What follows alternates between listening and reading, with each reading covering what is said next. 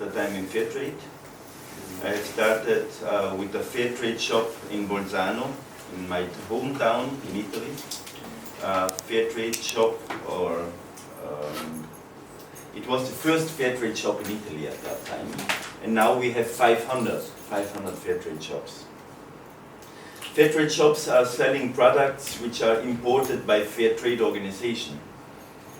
And I work for CTM Alto Mercato, which is an Italian fair trade organization, which is importing handicraft, which is importing food.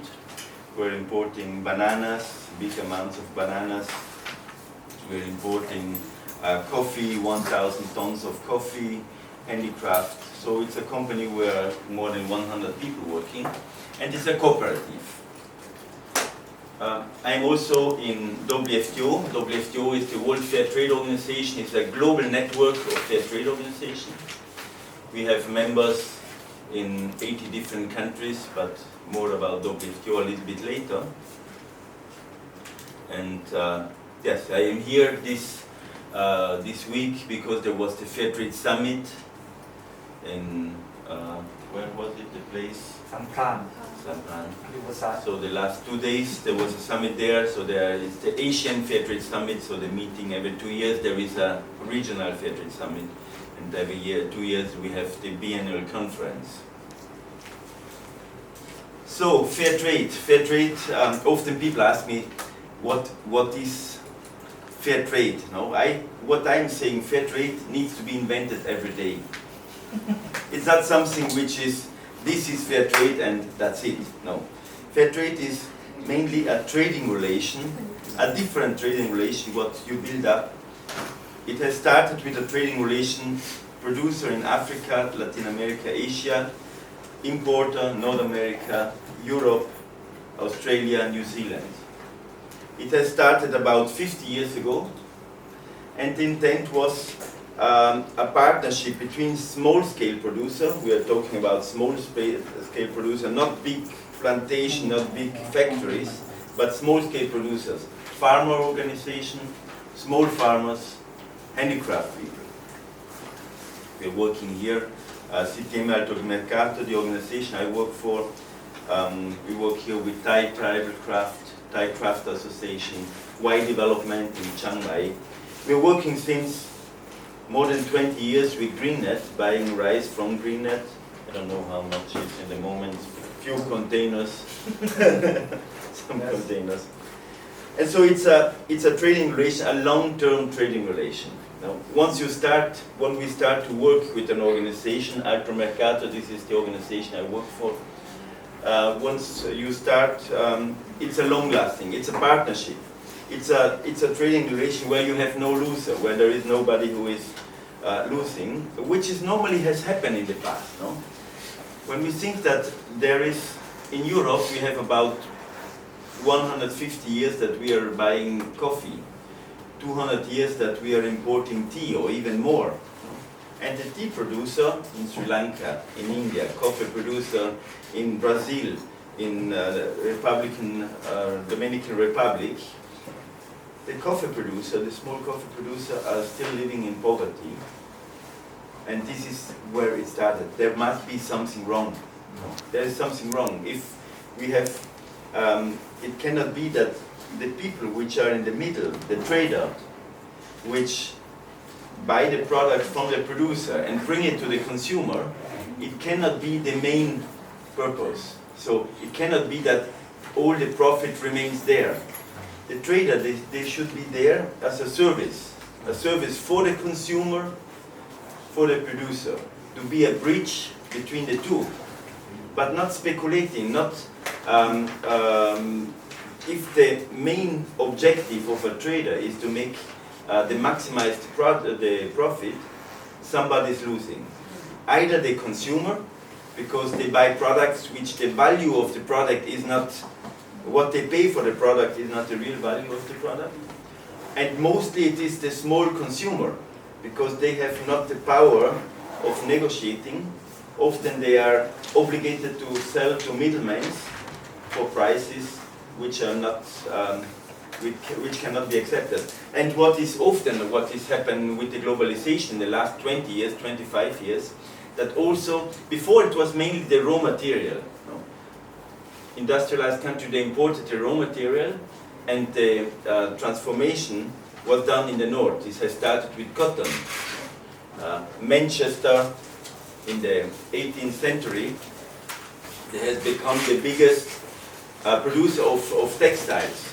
But the cotton came from India, came from Sri Lanka, came from South America. The raw cotton was brought to Europe, Manchester, but also in other countries, was transformed there, and then they brought back the finished product and sold it there. And it went so far, in India for example, that they put taxes on looms, so that people, they could not afford, because textiles were made in the home. No? In old houses there has been looms to do textiles, to do weaving, but they put on a tax on the looms. People could not afford to pay the tax, so they had to give away the loom, and they have been forced to buy the finished product imported from. So this was a traditional way of doing, no? To raw material from southern country, from the colonies. No? Thailand is a happy country because it was not a colony like other countries, but many other countries. Not officially. Yeah, but Thailand is a country which is interesting because they've been able to remain quite independent. No? Yes. Compared to India, for example, India was completely under British colony. Yeah, completely, and or the Philippines. Philippines first, people from Spain, then the United States came and okay. And the Japanese for short time. Unofficially, we know that there is a lot of things. The power of economics has long hands as well, long hands. Anyhow, in the last 25 years, what has happened that also the industry has been shifted. We had the big textile industry in Italy, in Austria. They took the machines and they brought them to Sri Lanka, to Bangladesh, to Indonesia. Because why? Why? Simply because there is no labor rights, so low income, environmentally rules, regulations, protect the environment are not there, and so it was much cheaper to bring it there. Consequences too. People lost their job in Europe. We have now in Italy about 30% young people unemployment. 30% of young people are unemployed, and we don't know how they will get their pension fund if they are not working and cannot pay. And on the other side, we have exploitation of people in Bangladesh, in Sri Lanka, and in other countries, and strong exploitation. And exploitation goes so far that people they risk their life while working. We have several examples where factories in Bangladesh, in Pakistan, textile factories, they burned down or they collapsed. The biggest one was in Rana Plaza 5 years ago, where more than 1,200 people, mainly women, they died there. They collapsed, and it was already seen that this house will collapse. It has started to break, and people went out, and the owner, they told them, go in, you have to work. No? Life is not, it has no value. No? If somebody gets sick out, protection of women which are pregnant, no protection. No? If somebody, so these are the consequences, and it's not only because often we are accused that yes, we are only blackmailing. No, it's not blackmailing. If we have 70,000 children only in Ivory Coast, which are working as slaves, they're not exploited. It's not the normal exploitation. They're working as slaves, so they have no rights, no civil rights, nothing. No. And then there are other 300,000 children which are exploited. They're not slaves, but they're exploited. So they can go home, but they work for really nothing, for a handful of rice. This is reality. This is still reality now. And then we have the nice advertisement, chocolate for children makes children happy. It's not really there. There is something behind which is not working well. And this is where fair trade started to get in. When it started about 50 years ago, there was also a little bit the idea of charity. No? Let's help the poor. but more and more it has developed into a direction where it's not only helping the poor, but it's a partnership, working together for the benefit of everybody, and more trade justice has come in. So there should be no loser in the production. We cannot expect as long as there are people who are exploited. Well, the big problem what you have now in Europe, or also in North America, is the immigrants. We have 10,000s, 100,000s of immigrants which are coming from all sides, from the sea, from the land, from all the sides. Now, why they are coming? Okay, partly there is because there is war going on in Syria, so many are coming from there or from Ethiopia, Eritrea, but many are coming because they have no, mainly young people, they have no existence economically, they cannot survive. There is nothing what they can do in their country. So what to do? They have to look for others, otherwise, this is the same what has happened in Europe, no? Because sometimes we forget, historically we forget this. This was in the 18th century.